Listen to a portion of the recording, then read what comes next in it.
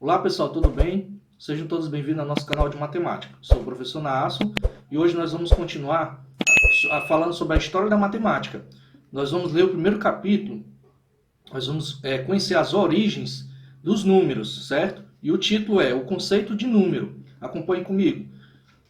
Os matemáticos do século XX desempenham uma atividade intelectual altamente sofisticada, que não é fácil de definir, mas boa parte do que hoje se chama matemática deriva de ideias que originalmente estavam concentradas nos conceitos de números, grandeza e forma.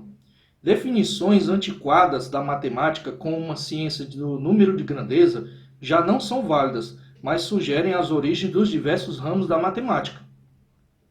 Noções primitivas relacionadas com os conceitos de número, grandeza e forma podem ser encontradas nos primeiros tempos da raça humana, e vislumbres de noções matemáticas se encontram em formas de vida que podem datar de milhões de anos antes da humanidade.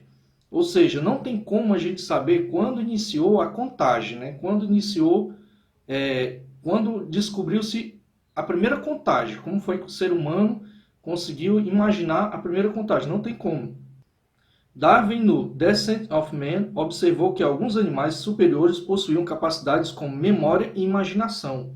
E hoje é ainda mais claro que as capacidades de distinguir número, tamanho, ordem e forma, rudimentos de um sentimento matemático, não são propriedades exclusivas da humanidade.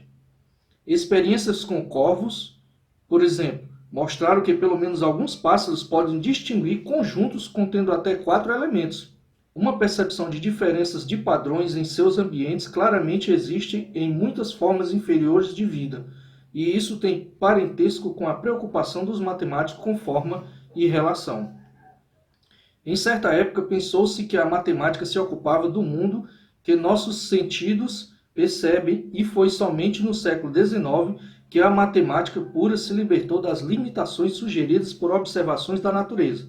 É claro que a matemática originalmente surgiu como parte da vida diária do homem, e se há validade no princípio biológico da sobrevivência do mais aptos, a persistência da raça humana provavelmente em relação com o desenvolvimento de conceitos matemáticos.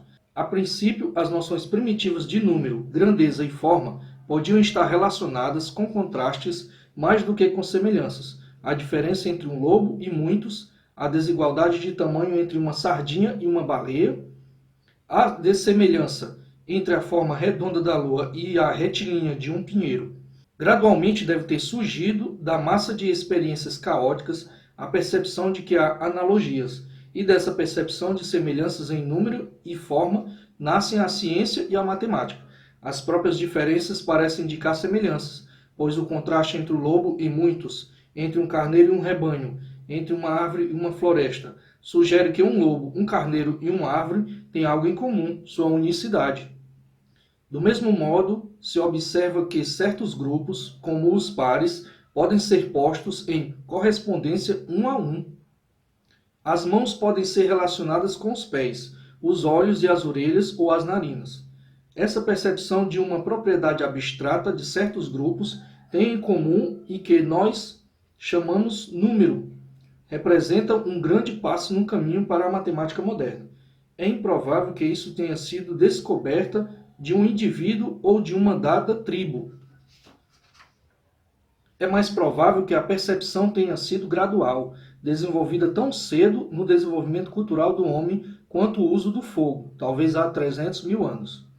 Que o desenvolvimento do conceito de número foi um processo longo e gradual é sugerido pelo fato de que certas línguas, o grego inclusive, conservaram na sua gramática uma distinção tripartite entre 1 e 2 e mais de 2, ao passo que a maior parte das línguas atuais só faz a distinção em número, entre singular e plural.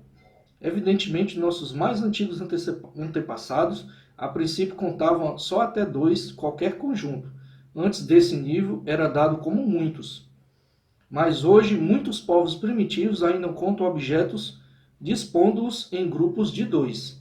Quer dizer, perpetuou ainda esta maneira de contar, né? Hoje nós sabemos que existe mais de 2, mas ainda há alguns grupos que ainda consideram contar desta maneira. Pessoal, espero que vocês tenham gostado. Compartilhe o conteúdo e se inscreva no canal. E até a próxima aula. Tchau!